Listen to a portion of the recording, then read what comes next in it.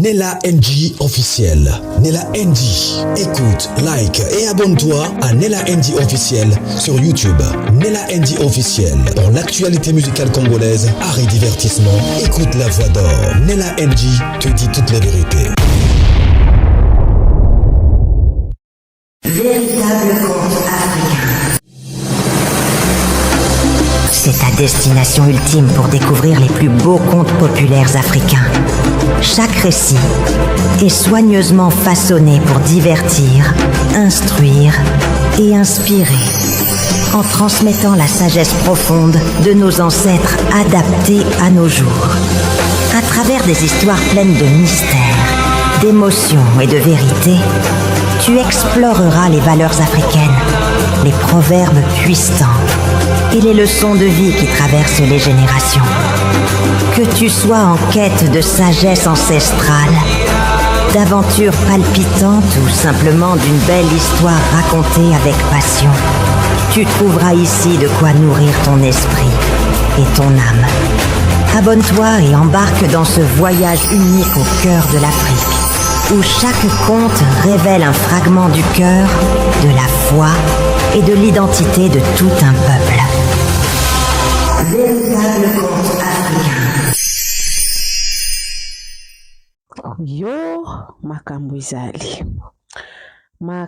ezali penza makasi na video oyo naosenga na bino bolandanga très bien. Ba preuve na ba video ezali. Sérénice empoisonnée. Empoisonné na butu to na moi. Bolanda lisolo. Makambo ezali na ba video. Na ba preuve ya makambo na linga loba awa. Nazo expliquer bino mukie.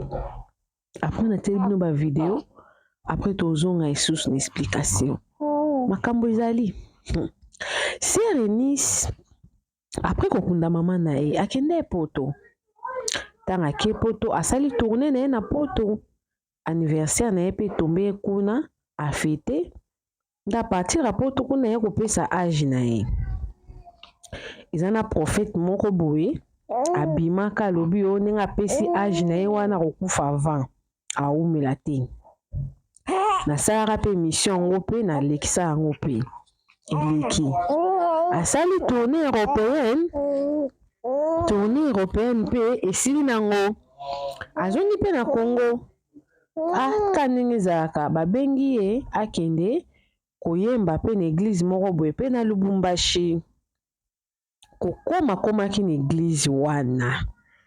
Kuna nde prophétie ebimaki ke Nzambe a épargné Sérénice na poison. Sérénice, c'est comme si asepelaki te na prophétie wana.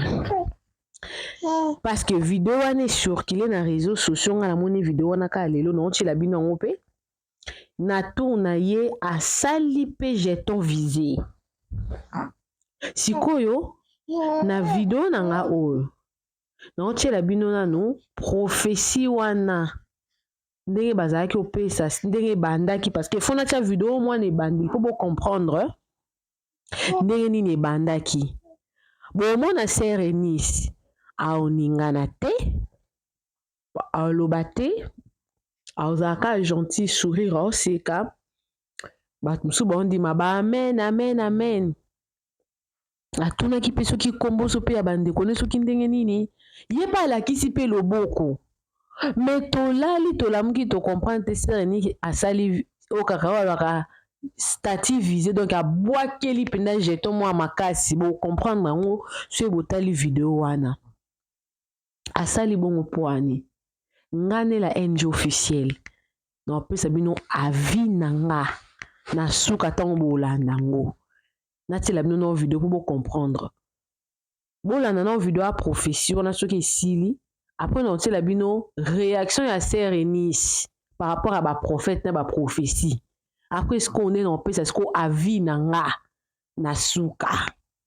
Coucou à tous les Nella Chou, les Nella Cœur, les Nella Love, bienvenue à tous tous mes nouveaux abonnés, c'est-à-dire que tu es nouveau sur ma chaîne, n'hésite pas de t'abonner, clique la cloche de notification, aimez la vidéo, commentez surtout, partagez-moi cette vidéo. En tout cas, des fois, je ne veux pas beaucoup parler. Non, le bamingi te, non, le bamingi na suka. Bino bolanda nanu, et bon tozonga. Bolanda. Voici comment est-ce que l'Ancien Testament lui parlait.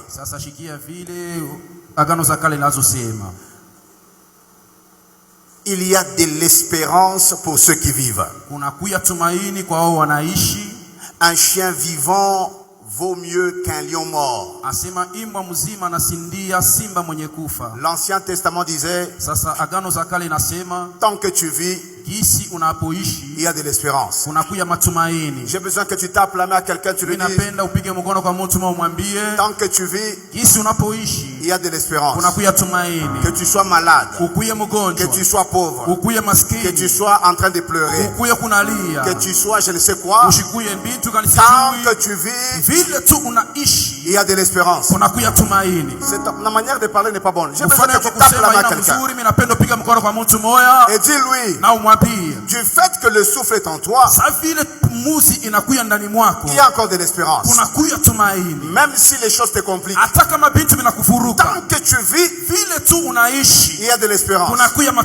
C'est l'Ancien Testament. Et puis Jésus vient. Lui, il change. Il ne dit pas que tant que tu vis, il y a de l'espérance.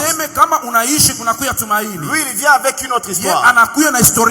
Christ en nous, l'espérance de la gloire. Ça veut dire que tu n'espères pas seulement, mais tu espères en la gloire. Ah, qui a dit amen bien? Voici ce que j'ai constaté. C'est que Jésus a enlevé tant que tu vis. C'est ton amen qui n'est pas bon. Jésus a enlevé tant que tu vis. Il y a de l'espérance. Lui, il enlève tant que tu vis. Christ en nous, espérance de la gloire. Ça veut dire que tu vives, que tu ne vives pas. Christ en toi, espérance de la gloire. C'est ton amen qui n'est pas bon. Regarde ton voisin. Dis-lui, je suis Lazare. Même si je suis mort, comme Jésus est avec moi. Non, c'est ton amen qui n'est pas bon. Tape la main à 3 personnes. Dis-lui, n'aie pas pitié de moi. N'aie pas pitié de moi. Parce que Christ est en moi. Même si je meurs, même si je vis, j'ai une seule espérance. L'espérance de la gloire. Maman Eunice. Je peux. Le Seigneur me dit, quand j'étais en train de prophétiser au groupe, Dieu me dit, il vient d'annuler un complot de poissons contre votre vie. Parce que ce complot-là, il devait se faire le 12 juillet. Le 12 juillet. Et puis je vois, comme vous étiez en train de prester, c'est comme dans un terrain. Dans un terrain là. Mais dans un terrain là, je vois un homme là comme Bunda. Un terrain là, comme Bunda. Et le Seigneur me dit, on devait t'empoisonner là-bas. Parce qu'en réalité, vous devez rester à droite. Il y a Nathalie. Et il y a Jonathan. Et le Seigneur me dit qu'on devait vous empoisonner. Et Dieu me dit, parce que vous avez accepté de venir ici, Le Seigneur est en train encore de vous faire du bien. Et quand je vous regarde, le Seigneur me dit, votre arrivée ici vient de sauver un couple. Et ce couple-là, il n'y a pas même longtemps, qui ont fait le mariage. Et dans ce couple-là, je vois quelqu'un qui s'appelle Anaïs. Anaïs. Et son mari s'appelle Tommy.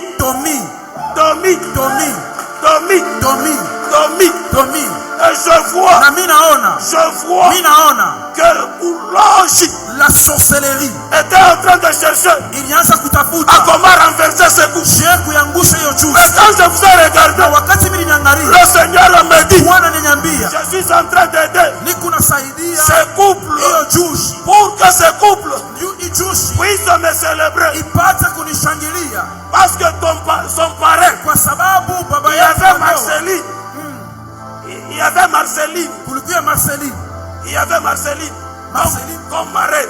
Sa marraine wake. Parrain. Il y a un nom là comme compliqué mais qui termine avec Bansa. Kunakuya njia moja mfuruko mimi naisha na Vous voyez Bansa. cela? Unaiona ile njia? Le Seigneur me dit Na Bwana ananiambia, qu'aujourd'hui, leo il est en train de renverser eko na ngusu tout le complot ile du monde des ténèbres ili ya ukisa pour ce couple. juu ya hiyo juice. Et le Seigneur me dit, Na Bwana ananiambia, Tommy, son nom jina yake est en train d'être élevé. iko napandishwa. Est en train d'être élevé. Iko napandishwa. Est en train d'être Iko élevé. napandishwa. Parce que je vois, Kwa sababu mimi naona on t'appelle manager. wanakuita manager. On t'appelle manager. Wanakuita manager. On t'appelle manager. Wanakuita Et manager. le Seigneur me dit, Na Bwana ananiambia, vous avez eu mulipata même à rater l'avion.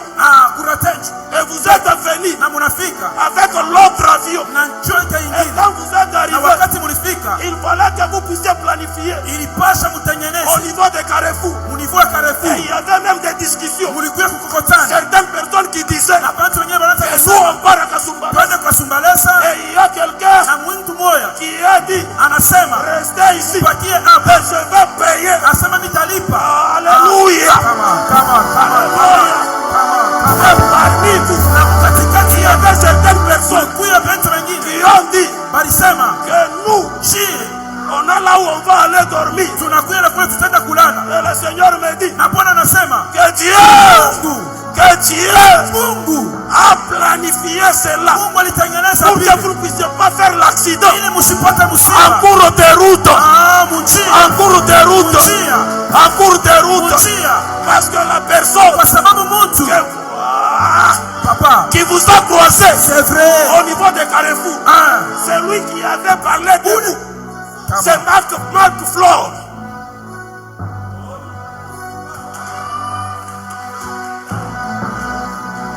Et Dieu me dit Na Mungu anasema que à date d'aujourd'hui, kuanzia leo le Seigneur Bwana est en train de vous élever Mungu ananipandisha dans une dimension très élevée. juu ya kabisa. Je ne dis pas Nisiseme du concert que vous avez eu à faire en Bruxelles. vile mulifanya. Dieu me dit, Mungu ananiambia il ouvre des portes de l'Europe. anafungula milango Il ya ouvre des portes de l'Europe. anafungula milango ya Et Ulaya. vous allez témoigner Utashuhudia le Dieu Tout-Puissant. wa uwezo. bolandi video ya prophétie.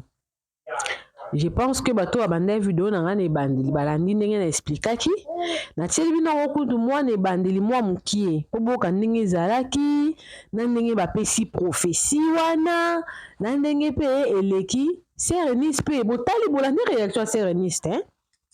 Bao balandi réaction ya Serenis te babandela video na nga oyo nauti kotia wana botala réaction ya Serenis po makambo na elinga naloba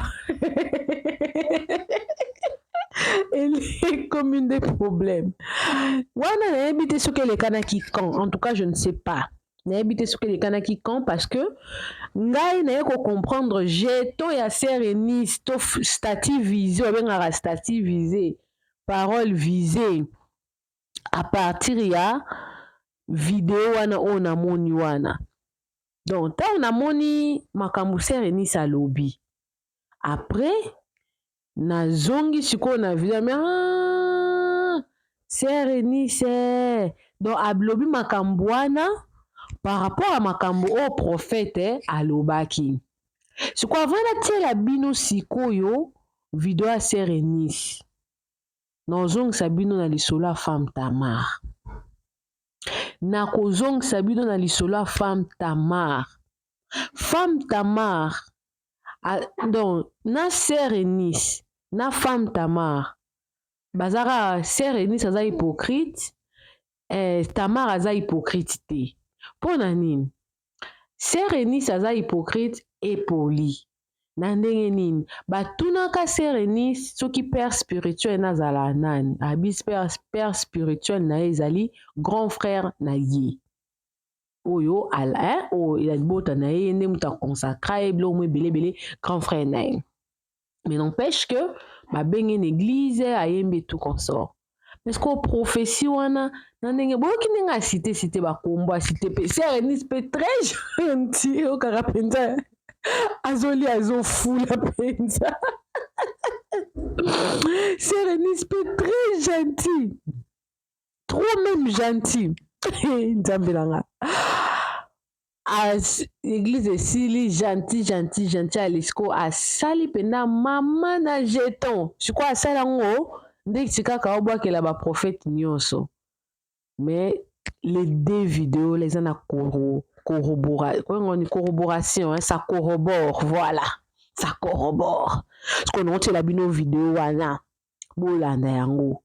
Après sikoyo no banda no pesa sko avinanga na suka ya vidéo wana bolanda.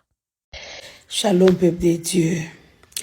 Je voulais me reposer mais j'ai senti en moi na solana ba prophète. J'étais choquée mais je dois parler avec toi. Comme tout à la vidéo namba. Cher homme de Dieu prophète, cherchez Dieu prophétiser dans la vérité. S'il vous plaît. Tellement que tu as besoin de bengayo le big prophète, la bouche autorisée des dieux, man of God, tout ça là tu as besoin de ça, daddy. Et pour ces binoti na ba Facebook, beaucoup mo kende ko fouiller via bananzambi. Ba date de naissance, numéro de téléphone, tout ça là pour impressionner les gens. Dieu n'est plus avec vous. Beaucoup mi cause ya ba division ba famille belé, ba relation belé a divisé parce que na ba sentiment na yo tu as prophétisé. Cher prophète, réponds-toi. Lola eza. Mukolo musala oto salela, si tu as besoin de prophétiser dans la profondeur, demande à Dieu. Prie le Seigneur dans la vérité. Tango yoko sabana nzambe na kombo Yesu. La parole de Dieu nous dit, tout ce que l'homme aura sémé, il le moissonnera. Mabe ozo salalelo, oko bukango lobi.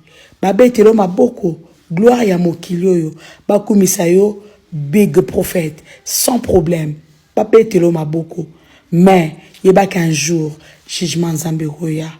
Bon la mité makoba prophète, prophétiser nakata bosolo. Prophétiser dans la vérité. Dieu paie tout. Tambola nora nanzambe, tambola no banga nzambe, nyo soaneza facile. Mais tellement que yo moro mi commis sa prophète et me mis en mensonge. Réponds-toi. Que Dieu vous bénisse.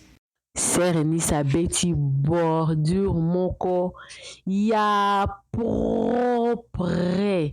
Donc ça ne laisse pas de traces. Ba trace zate. Bordure moko ya soin ya propre ya qualité. Ce qu'on a zoom le son na zobete la bino. Serenis na femme Tamar baka mutu moko. Mais moko ya hypocrite, moko ya sans hypocrite. Femme Tamar alakisaki ne longi nae mécontentement quand le prophète parlait, le prophète Néhémie n'a parlé. Elle a manifesté ses mécontentements. Je ne suis pas d'accord, je ne suis pas contente. Et puis ça s'est vu, tout le monde a vu la réaction de la femme Tamar. Mais Eunice, elle a fait semblant, comme si elle était d'accord avec ce que le prophète là faisait. Elle montrait le signe, elle était d'accord, elle disait Amen, elle était. Mais après, il a dit maman a abordé mbombo. Au moins, son message est passé. Son message est passé. Alors, ça fait mal et parfois on en a marre.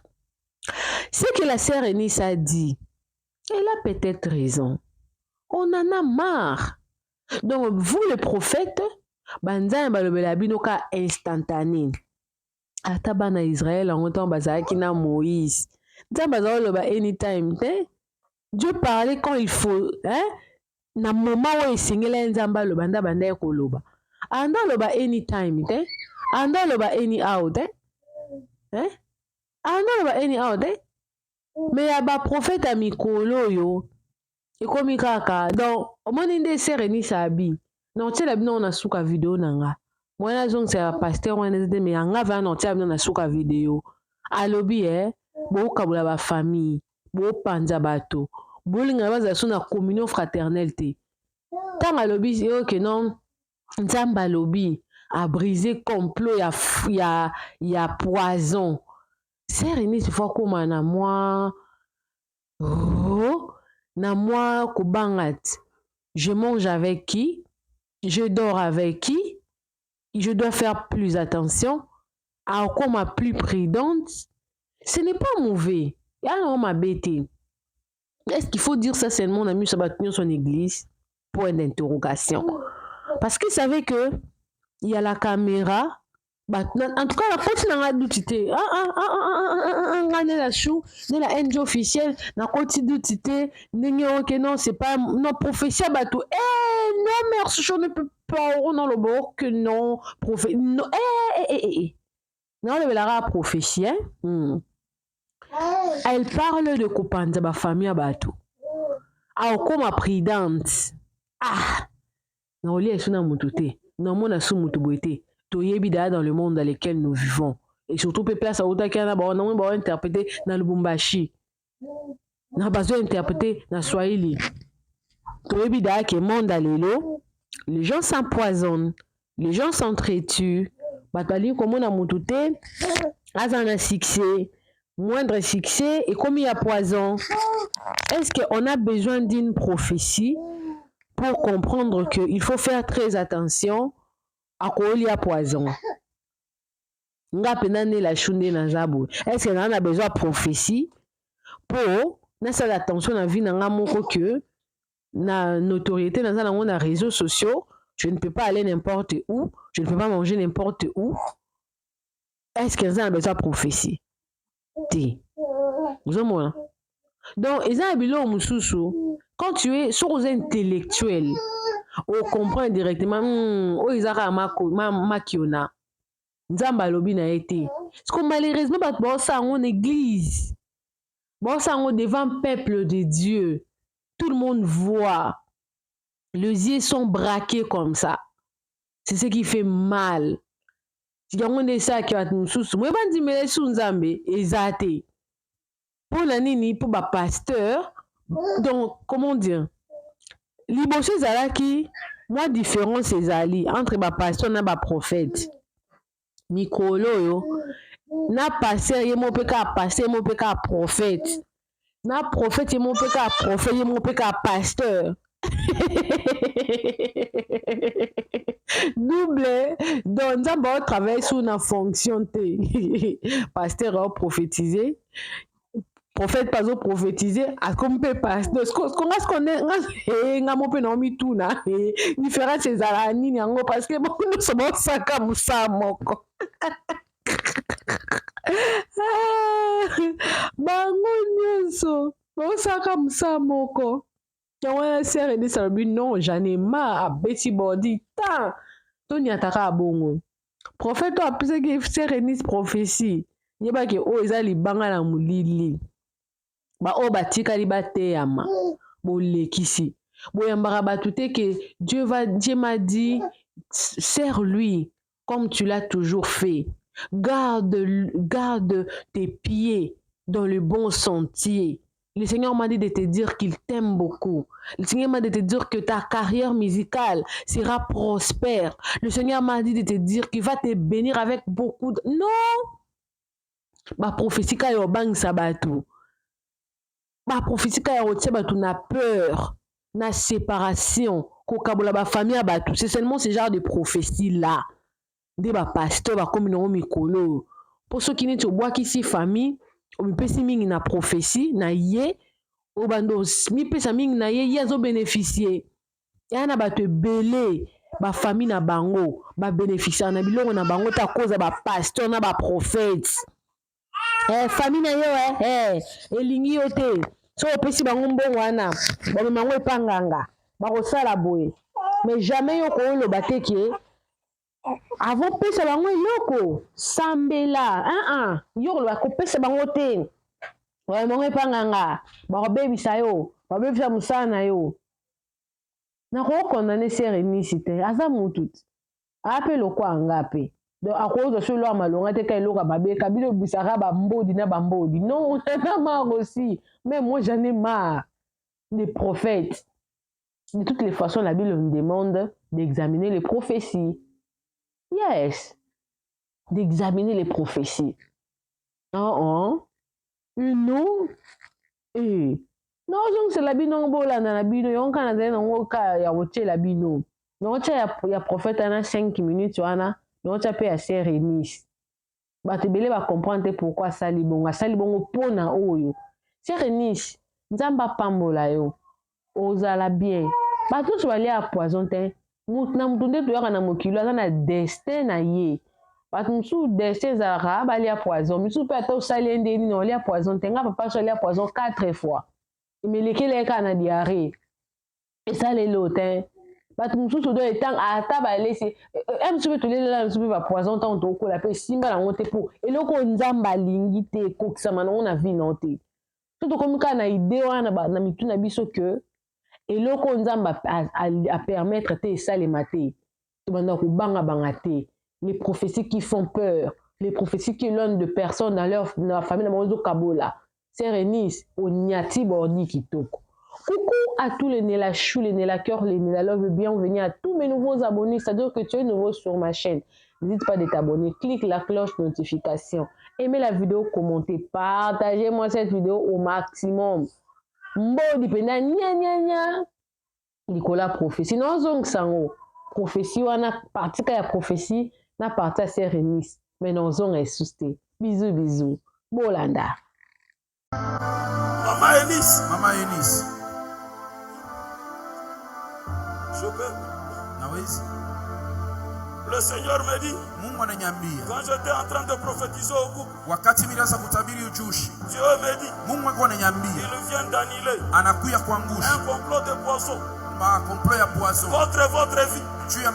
Parce que ce complot-là, il devait se faire le 12 juillet. Le 12 juillet. Et puis je vois. Comme vous étiez en train de prester. C'est comme dans un terrain. Dans un terrain là. Mais dans un terrain là. Je vois un homme là comme Bunda. Un terrain là. Comme Bunda. Et le Seigneur me dit, on devait t'empoisonner là-bas. Parce qu'en réalité, vous devez rester à droite. Il y a Nathalie. Et il y a Jonathan. Il y a Jonathan.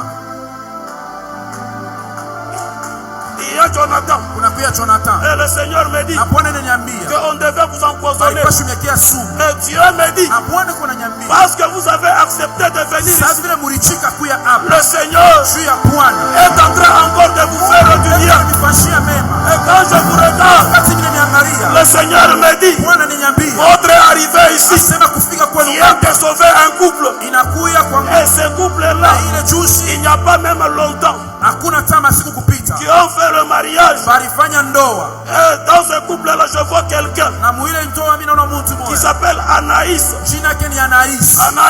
Anaïs. Et son mari s'appelle Tommy. Domi. Et je vois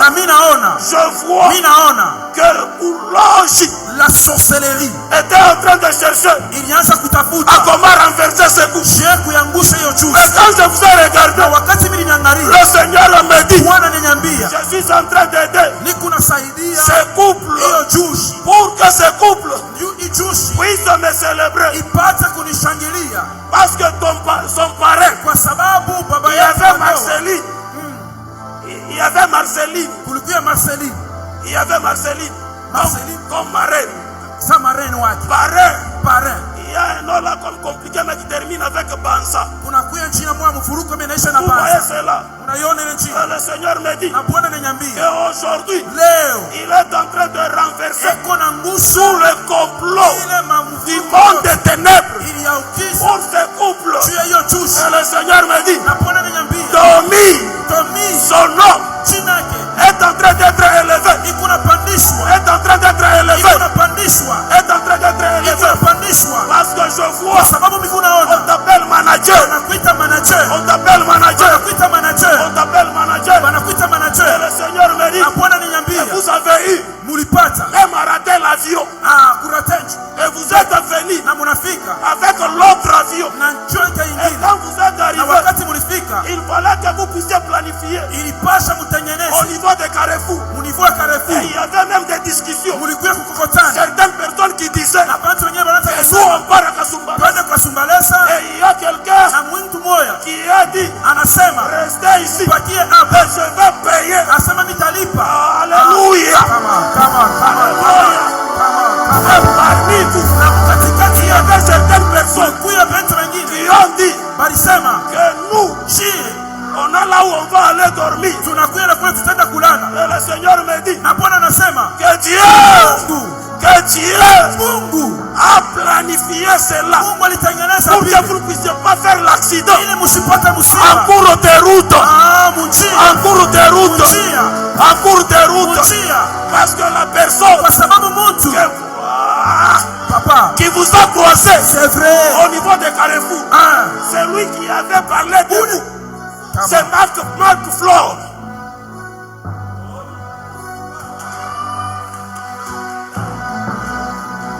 Et Dieu me dit Na Mungu anasema que Adadi d'aujourd'hui, kuanzia leo le Seigneur Bwana est en train de vous élever Mungu ako ananipandisha dans une dimension très élevée. juu ya kabisa. Je ne dis pas Nishiseme du concert que vous avez eu à faire en Bruxelles. vile mulifanya. Dieu me dit, Mungu ananiambia il ouvre des portes de l'Europe. anafungula milango Il ya ouvre des portes de l'Europe. anafungula milango ya Et Bulaya. vous allez témoigner Utashuhudia le Dieu Tout-Puissant. wa uwezo.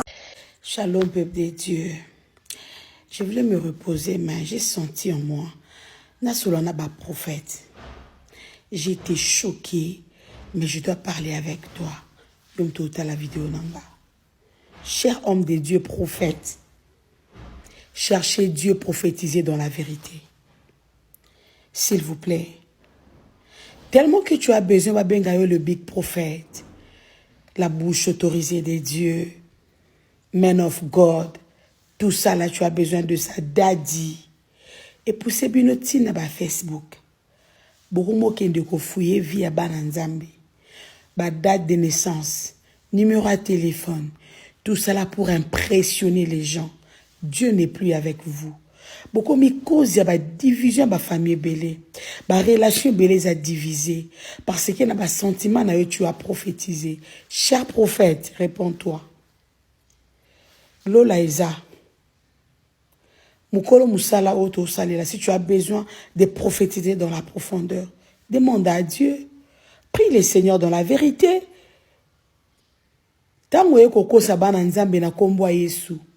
La parole de Dieu nous dit, tout ce que l'homme aura sémé, il le moissonnera. Mabe ozo salalelo, oko bukango lobi. Mabe telo maboko, gloire ya mokilio yo, bakumisa yo, big prophète, sans problème. Mabe telo maboko. Mais, yeba qu'un jour, jugement Nzambe roya. Bon, la mité makoba prophète, prophétiser nakati bosolo. Prophétiser dans la vérité. Dieu paie tout. tambola no ka na nzambe tambola no banga nzambe nyonso wana eza facile mais tellement que yo moko mikomi sa prophète et même on a mensonge. Réponds-toi. Que Dieu vous bénisse.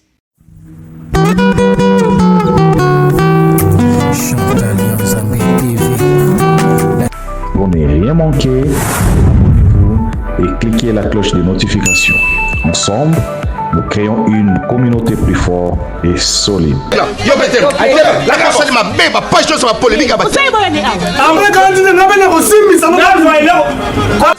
Abonnez-vous chez Chantal Yanzambe TV. Bonne Asie, bonne Océanie, bisous nyonso, tous abonnés na Chantal Yanzambe TV. Chantal Yanzambe TV, bagad, film, mission, information, et loubou.